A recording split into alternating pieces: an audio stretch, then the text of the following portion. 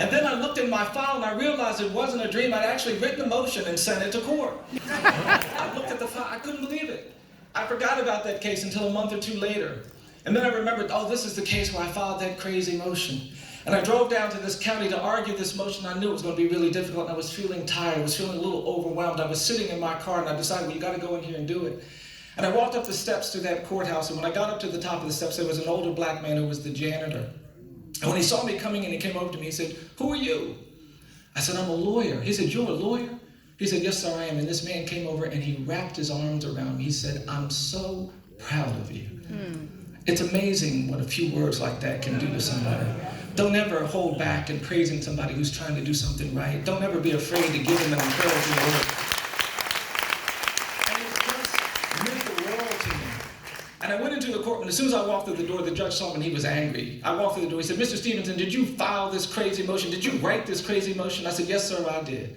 And we started arguing. Before I knew it, people were piling into the courtroom because they were angry because I was talking about race and misconduct and power. And all of the deputy attorneys kept coming in and the clerk workers kept coming in. And I turned around at one point and there was this sea of angry people who were mad because I was talking about these issues. And out of the corner of my eye, I saw that older black man, that janitor, just pacing in front of a door. There was a window in the door and he kept pacing outside. And finally, after 20 minutes, when things were getting really rough, I watched this older black man open the door. And he walked into the courtroom and he sat down almost right behind counsel's table. I was glad to see him in there. We took a break. The judge was going to have a recess. And one of the deputy sheriffs was offended that this older black man came into court. And so that deputy went over to that older black man. And he said, "Jimmy, what are you doing in this courtroom?" And that's when this older black man stood up. He said, "I came into this courtroom because I want to tell this young lawyer, young man, you keep your eyes on the prize."